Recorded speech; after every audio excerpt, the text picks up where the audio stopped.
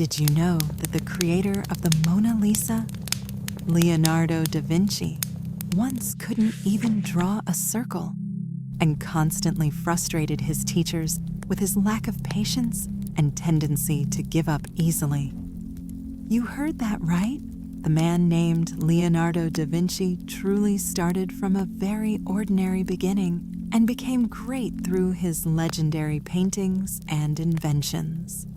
And tonight, on the channel The Sleepless Historian, we will trace that mark of history from the quiet afternoons of Tuscany to the walls of the monastery of Santa Maria delle Grazie, from the smile of the Mona Lisa to his final breath in the arms of a king. Today's episode is about the life journey of Leonardo da Vinci, from the boy who drew eggs to the genius of art.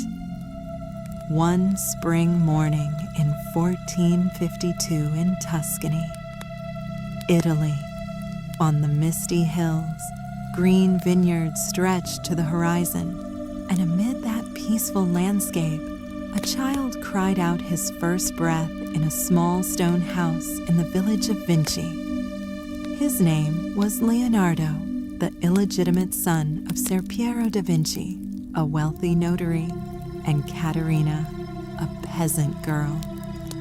No one at that time could have known that this boy would one day change the way humanity sees art forever. Leonardo grew up surrounded by nature. His friends were insects, birds, and the stream that ran behind his house. While other children loved playing tag, he would sit for hours observing how sunlight passed through a leaf, how water split around a stone into two small streams. Once, people saw him using a stick to draw in the mud, not to play, but to test how shadows shifted as the sun moved. It is said that when Leonardo turned 14, his father decided to send him to study under the famous sculptor Verrocchio. During their first meeting, Verrocchio asked Leonardo to show him his drawings. After looking through them, the master said painting must begin from the most basic things. The next day, Verrocchio didn't teach Leonardo any theories or painting techniques. Instead, he handed his young pupil a chicken egg and told him to draw it. Obeying his teacher, Leonardo carefully sketched the egg. Verrocchio didn't teach him anything else for quite some time. He only told him to keep drawing eggs. Though hardworking, Leonardo grew restless. One day he asked, "Master, why do you want me to draw eggs?" Verrocchio calmly replied, "Why, are you tired of drawing eggs?"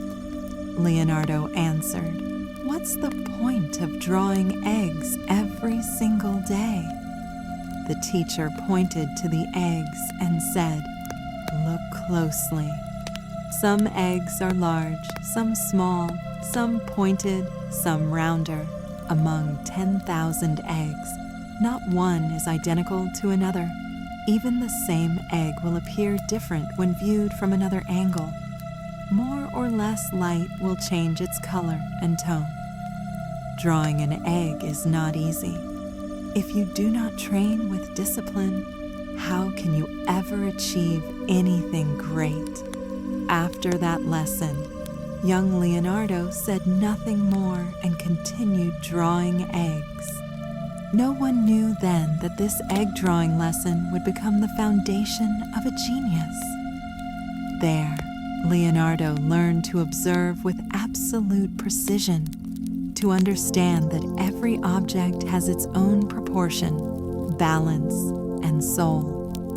As he grew older, his father, seeing this unusual talent, brought some of his son's drawings to his friend Andrea del Verrocchio, a renowned painter, sculptor, and engineer in Florence. Verrocchio looked at the sketches, was silent for a long then said, "This child sees the world with eyes that God has given only to a few." And so, at around 14, Leonardo left his peaceful village of Vinci for Florence, the brilliant center of the Renaissance. It was a completely different world, towering cathedrals, bustling squares, art workshops filled with the scent of oil paint, and scholars debating endlessly about beauty, proportion, and truth. On his first day in Verrocchio's studio, Leonardo was overwhelmed. Half-finished busts, canvases as large as walls, and dozens of apprentices busy at work filled the room. But instead of fear, he felt exhilaration. Every color, every piece of wood, every drop of light spilling through the window fascinated him. He looks as if he's trying to swallow the world with his eyes. One student whispered. Leonardo's first tasks were far from glamorous washing brushes, grinding pigments, mixing glue, cleaning paint. But he never complained for him. Even the dust in the studio carried a story to learn. One historical record notes that Leonardo's drawing precision was so remarkable that when Verrocchio needed floral details for a painting, he entrusted that section to the boy apprentice. And when the painting was finished, everyone admitted the flowers Leonardo painted were the most beautiful part of it. There's another lesser-known detail Leonardo wrote backwards from right to left, like a mirror. Some say it was to hide secrets, others that he was simply left-handed. But perhaps it reflected his mind, a brain that thought in reverse, always seeing the world in ways others could not. Florence at that time was a forge of geniuses. Botticelli, Ghirlandaio, and Verrocchio himself. Yet among them, Leonardo stood apart. He didn't just study the human figure, he dissected animal bodies to understand muscles and tendons. He didn't just mix colors, he measured how light reflected on water. By 18, he had filled hundreds of pages with notes on geometry, motion, and emotion, a habit he would keep for life. At night, when everyone slept, Leonardo still worked by the dim flame of an oil lamp. He traced every line, every shadow, then gazed silently at his work as if in conversation with it. Though still at the beginning of his journey, there was already a strange light in his eyes, the light of someone who refused to accept the world as it was, always needing to know why it was that way. Florence would soon witness the rise of a talent unlike any before it. But at this moment, Leonardo was still just the boy who once drew eggs in the village of Vinci with a trembling brush in hand and a universe slowly unfolding in his mind.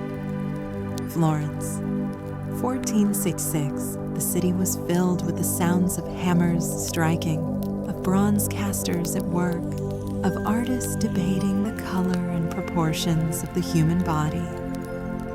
Amid that noisy center, in a vast workshop beside the Arno River, Leonardo da Vinci was living the first days of his journey toward becoming a genius. Andrea del Verrocchio's workshop was more than a place where paintings and statues were made. It was a school of the Renaissance.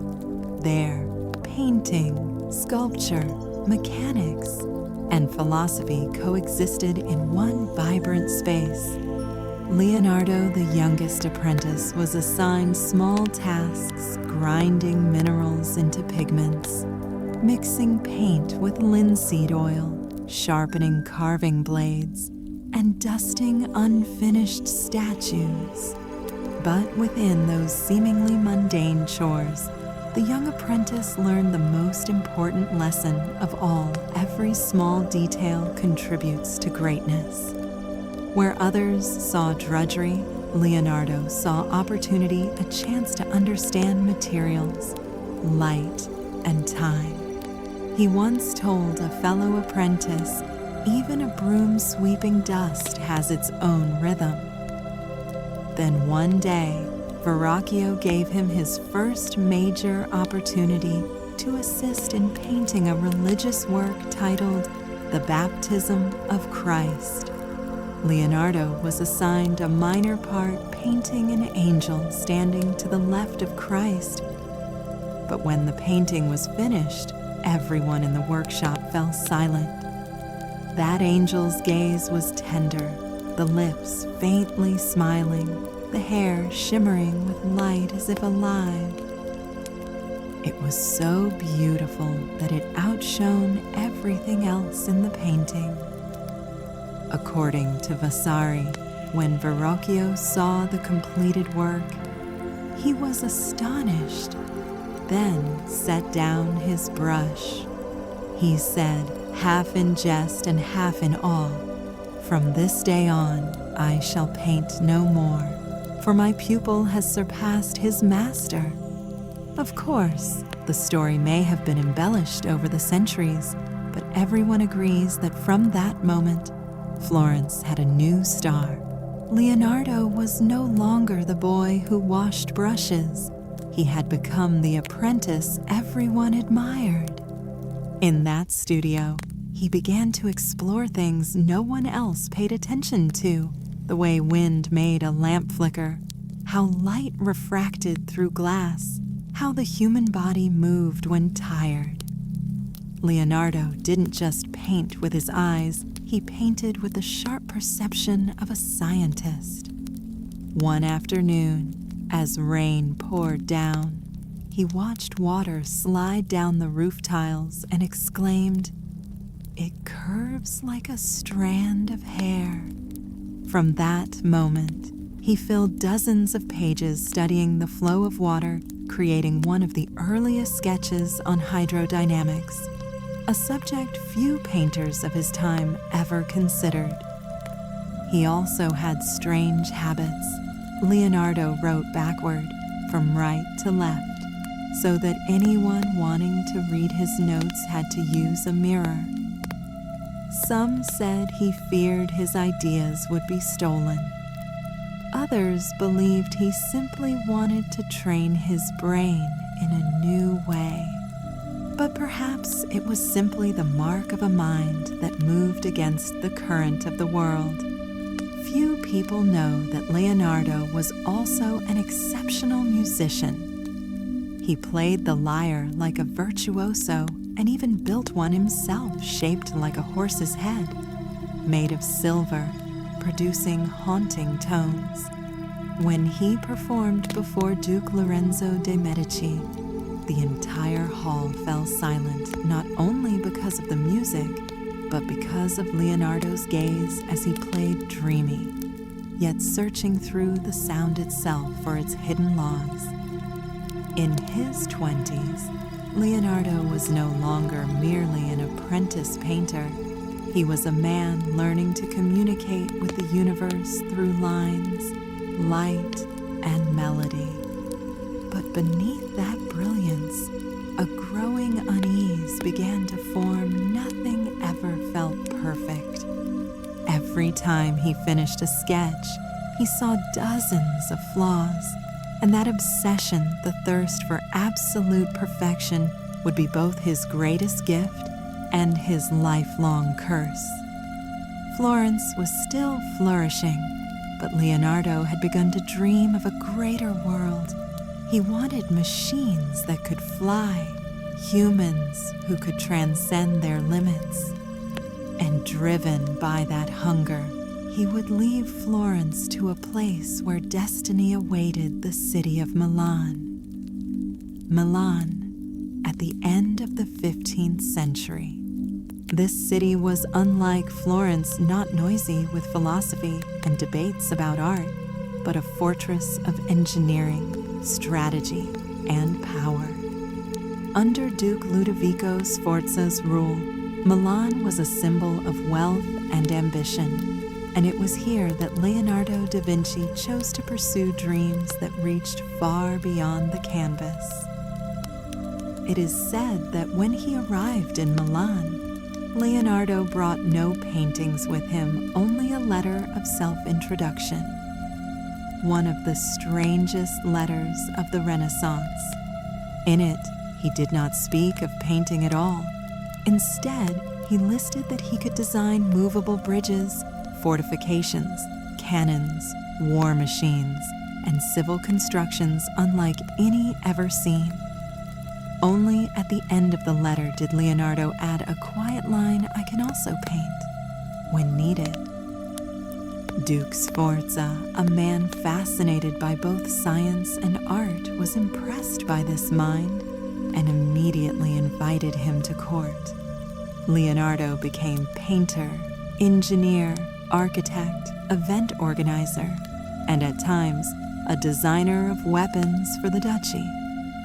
No one did as many things at once as he did, and it seemed no one could make him stop thinking. He recorded everything: the structure of the human body, the flight of birds, the reflection of light on water. Leonardo left more than 13,000 pages of notebooks filled with dense sketches, each line of text written in reverse. They were like fragments of thought that never truly ended. Few people knew that Leonardo feared others would misinterpret his ideas. He carefully hid his manuscripts, used secret symbols, and trusted only a few friends to keep them safe. Because of that, the world would have to wait more than 3 centuries after his death to fully understand what was in those pages. In Milan, Leonardo was not just the court painter, he was an inventor of things that could not yet exist. He drew designs for flying machines, submarines, armored vehicles, robots, and even portable stage lights for the Duke's banquets. Most of them were never built, but each sketch brimmed with imagination, proof of a mind that never stopped moving. Leonardo often said art and science are the 2 eyes of the same soul. And indeed, he painted like a physicist, calculated like a painter, and dreamed like a child. One afternoon, watching pigeons take off from a Milan square, Leonardo said, "They understand the secret of air, but I do not." From then on, he spent years studying the mechanism of bird wings, writing dozens of pages on how humans might fly. His manuscript, Codex on the Flight of Birds, is considered the foundation of later aeronautical studies. But while others saw a genius, Leonardo saw only unease. Every time he finished a painting, he found it not real enough, not alive enough. A pupil once said master could stand before a painting for 3 days without touching his brush, waiting for the light in his mind to match the light in the world. That perfectionism meant he rarely completed anything. Duke Sforza often had to urge him, "Leonardo, where is my bronze horse statue?" The painter would just smile and whisper, "I'm still finding a way for it, not to stand still." That restlessness was Leonardo's nature, a mind in constant motion, a heart forever reaching beyond human limits. He refused to be a mere artist, for to him, painting was not about depicting the world, but understanding it. In the quiet nights of Milan, when the city slept, Leonardo sat under candlelight, one hand flipping pages, the other sketching the curve of a bird's wing or the teeth of a gear. His papers were filled with numbers, symbols, formulas, and amid them, a small line, almost a confession. I want to know the secrets of this world, even if I must live my whole life just to find a fragment of them. A genius was being shaped, not only by talent, but by restlessness, the same force that would lift him to the heavens and pull him into the depths of loneliness. When Leonardo turned 30, he was already a man known throughout Milan, not just for his brilliance, but for the inexplicable eccentricities that surrounded him. He could spend an entire morning watching light fall through a curtain, or stop painting mid-work to dissect an animal, study its blood vessels, then return to finish the unfinished smile on the Virgin's face. In Duke Ludovico Sforza's court, Leonardo was at the center of everything: splendid feasts, ceremonies, music, theatrical spectacles. He designed both costumes and stage machines devices that astonished audiences with their logical impossibility. One rare record tells that Leonardo once created a mechanical lion that could walk a few steps and then open its mouth to release lilies, the symbol of France. The Duke and his guests burst into applause, unable to believe it was real. Yet, in the glittering nights of Milan, Leonardo began to feel hollow inside. He still painted, still invented, but could no longer find what he truly sought. Until one day, the Duke assigned him a new task to paint a mural for the refectory of the monastery of Santa Maria delle Grazie. The theme, the Last Supper.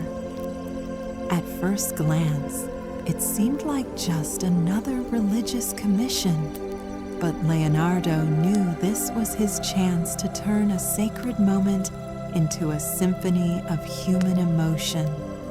He did not paint Christ as a distant divinity, but as a man facing betrayal. And instead of portraying Judas as a dark villain, he did something bold. He seated all the apostles at the same table, in the same setting, sharing the same shock when Christ said, "One of you will betray me." The scene was not still. It exploded in silence. Each figure turned, raised a hand, or leaned forward, forming a ripple of movement spreading outward from the calm center where Christ sat, serene amid the storm. It was not merely a religious painting, it was the first study of human psychology in art history. A later historian would write that Leonardo painted sound in the form of motion. But to achieve that, he paid a price. Leonardo spent nearly 3 years completing the Last Supper, and during that time, the monks nearly went mad from frustration. Sometimes he would sit for 2 days without touching his brush. Other times he would appear suddenly at midnight, paint feverishly for hours, then vanish again. One day, the prior complained to the Duke that Leonardo was lazy and refused to work. When questioned, Leonardo gently replied, "My lord, sometimes I must sit for hours just to study the face of a betrayer, for Judas cannot simply be evil. He must be deeply human." The Duke laughed, and from that day on, no one dared rush him again. A lesser-known historical fact. The Last Supper was painted by Leonardo using oil on dry plaster, rather than the traditional fresco technique on wet plaster. He believed this method would allow him to control color and light more delicately, but as a result, the painting began to flake just a few years after completion. Yet that very fragility made The Last Supper the most delicate and the most magnificent painting of the Renaissance. When it was finished, people flocked to the monastery, not only nobles, but commoners too. Some wept, others knelt. Many young painters said they no longer wished to paint after seeing The Last Supper. For Leonardo, it was his brightest moment, but also the beginning of the darkness to come. After that masterpiece, he felt that nothing else he did could ever be enough. No other painting, no other sketch could satisfy him. At night, in his small room beside the monastery, Leonardo would look at his unfinished drafts and sigh. Perhaps I have left my soul on that wall, and that soul has cracked. Milan still celebrated outside, but within him, Leonardo felt lonelier amid glory. He had everything: fame, talent, reverence, yet felt as empty as the wall after the paint dried. In his mind, new dreams began to take flight: giant bronze horses, floating bridges, flying machines. Leonardo was about to leave the easel once again to chase another dream, one that could not hang on a wall, but might let him touch the sky. After The Last Supper, Milan regarded Leonardo as the jewel of the Sforza court. Duke Ludovico, obsessed with power and prestige, wanted a monument worthy of his dynasty. He assigned Leonardo the task of creating the largest bronze horse statue in the world, a feat no one had ever attempted. At first, it sounded like an honor. But for Leonardo, it was an almost impossible challenge. A horse over 7 meters tall, weighing more than 70 tons of bronze, and it had to embody the majesty of Milan's military glory. He spent years researching, sketching, measuring every muscle, every tendon. In his notebooks, Leonardo filled hundreds of pages on the anatomy and motion of horses, to the point that people said he knew a horse's body better than the blacksmiths who rode them. Yet the shadow of perfection became his chain. Leonardo could not settle for a design that was merely good enough. He wanted the horse to be both as grand as victory and as soft as life. He tested dozens of models in wax, then clay, then plaster. Finally, in 1493, a colossal model was erected in the palace courtyard. All of Milan came to see it. Everyone marveled. This is not a sculpture. This is a miracle. But then war came. The French invaded, and the bronze meant for the horse was melted down to make cannons.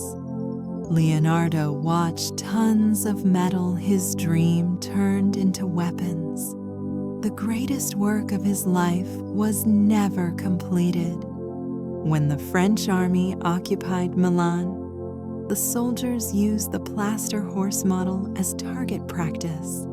Within days, what Leonardo had spent 8 years building turned to dust. Perhaps nothing captures his life better than that image, a genius creating greatness, only to watch it crumble before his eyes. But Leonardo did not allow himself to stop. While Milan changed rulers, he kept painting, writing, designing, and experimenting. From the wings of birds to the turning of gears, from the movement of water to the structure of cities, he wanted to understand everything. And that, too, was his curse. He once wrote, "He who wishes to learn all things will accomplish nothing," a painful confession. In his notebooks from this period, we find sketches of gliders, submarines, rotating bridges, self-propelled vehicles, and even a robot, a mechanical knight that could rise and move its arms and legs. There is no evidence any of these ever worked, but centuries later, when modern scientists tried to rebuild them, many principles proved functional. Amid these inventions, Leonardo also devoted himself to anatomy. He secretly dissected human bodies, recording every detail of muscles, tendons, and bones, acts considered sinful in his time. His notes reveal astonishing insight that the heart has 4 chambers, that blood circulates, that the human eye reflects light like a lens. These discoveries would not be confirmed until centuries later. Few people know that Leonardo almost never slept through the night. He followed a polyphasic sleep schedule, short naps several times a day, each lasting about 20 minutes, afraid to waste time on rest. His students recounted that sometimes they saw him wake in the middle of the night, light a candle, just to write down an idea that had flashed through a dream. And so, while the world divided itself in wars, Leonardo lived within his own universe, where art and science merged as one. But the sketches, the notes, the grand designs remained unfinished. The Duke was overthrown, the Sforza court dissolved, and Milan was no longer a home for his flying dreams. Leonardo left the city, carrying hundreds of drawings, thousands of pages, and a heavy heart. Once celebrated as Milan's genius, he now wandered through war-torn lands. Yet even as the world around him fell apart, Leonardo kept thinking, one day mankind will fly, and when they do, they will understand how deeply I loved the sky. When Milan fell to smoke and fire, Leonardo left the city with a few loyal pupils. He traveled through Mantua, then Venice, before returning to Florence, the place where it had all begun. But Florence was no longer the city he had known. It had changed. Young artists like Michelangelo and Raphael were dazzling Europe with their bold, powerful new styles that challenged every old rule. Leonardo returned not as a victor, but as a weary traveler carrying unfinished dreams. Yet Florence still welcomed him. Though the young generation was rising, Leonardo's name remained legendary, the man whose art made Verrocchio lay down his brush, the painter of the Last Supper before whom Europe bowed. Here, he began a new work said to be the portrait of Lisa Gherardini, the wife of a wealthy merchant, a painting the world would later call Mona Lisa. At first, it was just another commission, but as always, Leonardo could never simply paint a portrait. He turned it into an experiment of soul and light. He observed every tiny muscle on her face, how her lips shifted as she breathed, the glance in her eyes when she turned slightly. He used the technique of sfumato layers of paint as thin as mist to make her smile and gaze change depending on the angle. No one could tell if Lisa was smiling or sad, looking at you or looking through you. It was no longer a portrait, it was a living state. An interesting fact, Leonardo kept Mona Lisa with him for 20 years, constantly retouching it, and never delivered it to the client. He took it to France and kept it by his side until he died. Perhaps it was no longer Lisa, but a part of his own soul, the only thing he had never been able to complete. Florence at that time was full of debate. Michelangelo, young and fiery, saw Leonardo as an old monument. They once crossed paths at the Piazza della Signoria. When Michelangelo mocked, "Old Leonardo has never finished anything," Leonardo merely smiled. Sometimes it is the unfinished things that keep a man alive. The words sounded calm, but carried deep sorrow. Leonardo knew solitude was the price of genius. While Michelangelo sought faith and Raphael sought human beauty, Leonardo sought silence. He spent hours watching running water, flocks of birds, or the shape of faces in the wind. He still studied, still wrote, but spoke less and less. One afternoon, a pupil asked, "Master, why do you always paint smiles?" Leonardo softly replied, "Because it is the only way to hide sorrow." Outside, Florence was more radiant than ever. But inside Leonardo's mind, something had closed. He felt he no longer belonged to a world where people painted to be praised, to be immortalized. He only wanted to understand why beauty could cause such pain. Few know that during this time, Leonardo often wandered the countryside around Florence with a small notebook. He recorded the shapes of clouds, the curves of rivers, and sometimes the faces of strangers he met. No one knew what he meant to do with them, but centuries later, those sketches became humanity's treasures diagrams of the human body, mountain formations, the play of light dissolving into air. On one page, he wrote, "I feel like a dry leaf carried by the wind, not knowing where it will rest. But that leaf, though lonely, still carried the golden hue of the sun." Leonardo, in a world that was changing fast, remained faithful to one belief that knowledge and beauty are two sides of the same soul. And in that belief, he kept painting, kept searching, even though deep down, he knew he had gone too far ever to find his way back. Time passed, and Florence slowly faded behind him.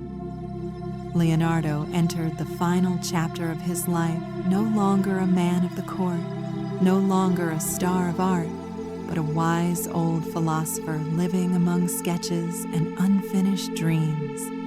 He went to Rome at the invitation of Pope Leo VI, who had admired him since childhood. But when Leonardo arrived at the Vatican, the world he once ruled had changed. Michelangelo was carving the Last Judgment in the Sistine Chapel. Raphael was painting magnificent walls for the Pope, while Leonardo, older, slower, and somewhat forgotten, stood apart. Rome glittered, but he felt like a man out of his time. His scientific ideas about the human body, about anatomy, made the Pope suspicious. A painter who dissects corpses that remark haunted Leonardo for years. He was banned from laboratories.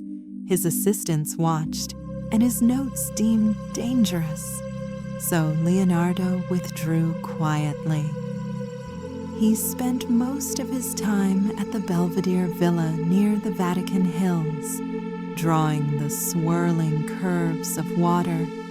One servant recounted that many nights he sat alone, quill in hand, writing pages upon pages about the flow of time as if trying to decode the universe through water itself. But among those pages, something was different. In Florence, Leonardo had written like one challenging God. In Rome, he wrote like one trying to speak to him. All knowledge without faith is emptiness, A line written in faded ink, perhaps the confession of a man who had spent a lifetime discovering that understanding alone could not fill loneliness. Leonardo never stopped observing the world. He dissected animal hearts to study their structure, and from that, he accurately described how heart valves function, a discovery that medicine would take 4 centuries to confirm. He studied geology and realized that the Earth's crust had once been covered by the sea. When others laughed, he only smiled. The Earth speaks in the language of stone, and I can hear it. A little-known detail during his years in Rome, Leonardo often walked with a falcon whose wing had been broken. He healed it, then let it stay, never forcing it to fly. When a servant asked why, he replied, "Not all wings are born to fly. Some are born to watch the sky." That sentence sounded like a reflection of himself. He, Leonardo, the man who once dreamed of human flight, now sat on the ground, watching the world from below, serene yet distant. When the Pope lost interest in the arts, King Francis I of France invited Leonardo to serve as his technical and architectural advisor. He was old, over 60, but accepted. Perhaps he felt that in a new land, his old ideas might be heard one last time. In 1516, he left Rome with a few students, among them Francesco Melzi, who would become his friend, secretary, and the guardian of his legacy. With them were 3 unfinished paintings, the Virgin and Child with Saint Anne, Saint John the Baptist, and Mona Lisa. As he left Italy, Leonardo looked back at the misty Apennine Mountains. Some said he stood there for a long time, as if trying to carve the image of his homeland into memory for the last time. When he arrived in France, Leonardo was warmly welcomed by King Francis, who granted him a small chateau called Clou, now Clos-Lucé near Amboise. The king called him the father of all artists, and in those final years, in that foreign land, Leonardo found the peace he had never known, not through glory, but through understanding. By day, he lectured young engineers about bridges, city structures, and how light bounces off water. By night, he sat by the window, watching the moon fall over the rose garden, and wrote, "I once thought I understood the world. Now I know the world is something no one can ever fully understand." And perhaps in that moment, the man who once dreamed of touching the sky had finally learned to let go, to simply watch. In 1519, Leonardo da Vinci was 75 years old, his hair white, his walk slow, but his eyes still burning bright. He lived in the small chateau of Clos-Lucé, just a few steps from the royal residence of Amboise, where King Francis I. It was said that whenever the king had free time, he would visit Leonardo, spending hours talking about art, science, and philosophy, not as king and subject, but as a young ruler and the teacher he revered. Francis I deeply loved Leonardo. At banquets, he would often say, "No man on earth understands this world more deeply than Leonardo da Vinci." And Leonardo, who had spent his life misunderstood and isolated, had finally found a place where he was understood, even if only in his final years. But his body was no longer strong. His right hand, the one that painted the Last Supper, now trembled. nearly paralyzed. He could no longer paint, only write and instruct his students. Still, Leonardo never stopped working. He organized his old manuscripts, edited his notes, and added final remarks, as if afraid that his knowledge might vanish with time. In one page, he wrote, "Like one who wakes too late, I realize that life is too short for such a long desire." Each morning, he still walked through the gardens of Clos-Lucé with its small pond and rows of ferns he had planted himself. He watched light glimmer on the water, listened to the wind, and recorded how the sky's color changed with each hour. Sometimes King Francis came by, and they would stroll together, talking. The king asked, "Master, what do you regret most in life?" Leonardo softly answered, "That I did not finish all that I began." He smiled faintly, his eyes distant. Perhaps in that moment, he thought of the Last Supper peeling on the wall in Milan, the bronze horse shattered by soldiers, the thousands of sketches unfinished, and the smile of Mona Lisa still as mysterious as the first day. Yet Leonardo no longer felt bitterness. At that age, he had come to understand that beauty lies not in perfection, but in the pursuit of it. And that pursuit, though unfinished, had forever changed the world. On May 2nd, 1519, Leonardo fell gravely ill. Legend says that King Francis then came to visit him on his final morning.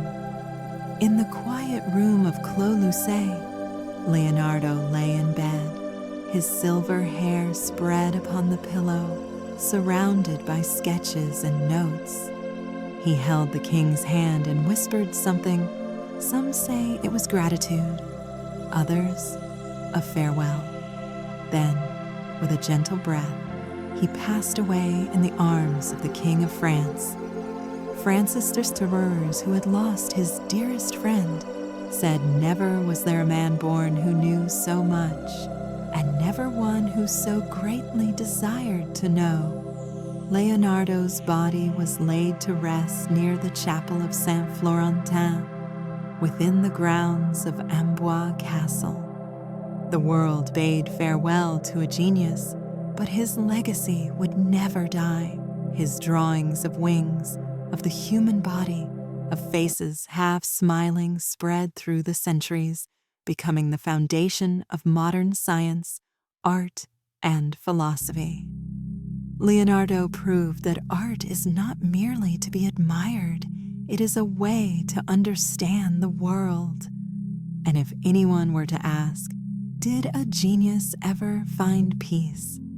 Perhaps the answer lies on the final page of his notebook, where Leonardo wrote, "Like dust dissolving in light, I return to that which created me infinite curiosity." Now, imagine this on a quiet night in France. Wind drifts through the poplar trees, and moonlight falls upon the pond before the chateau of Clos-Lucé. On the table, his old notebooks remain open, the ink still faintly wet.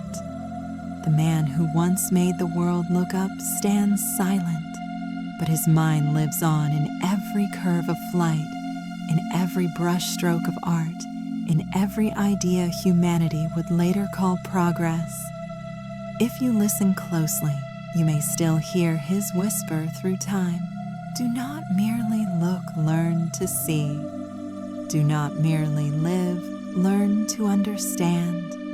And thus, the story of Leonardo da Vinci, from the boy who drew eggs in the village of Vinci to the genius of art for all mankind, ends like a long sigh, gently fading into the night. The man is gone, but the light he left behind still sparkles like a drop of dew reflecting humanity's dawn. But perhaps Leonardo's story does not end in that quiet room at Clos Lucé. Perhaps it lives on in every spark of curiosity that flickers when a child takes apart a toy to see how it works. In every artist who stares too long at the light before painting. In every dreamer who looks at the sky and believes that humans were never meant to crawl forever. For the legacy of a mind like his is not measured in paintings or inventions, but in the questions he left behind, questions that still whisper through time, asking us to look closer, to wonder deeper, to never stop learning. Maybe that is why, even 5 centuries later, the name Leonardo da Vinci feels less like a man and more like a mirror reflecting what humanity could become if we dared to see the world as endlessly as he did. And somewhere between science and art, between the known and the unknown, his spirit still walks smiling, as if he already knows that the search itself was the masterpiece all along.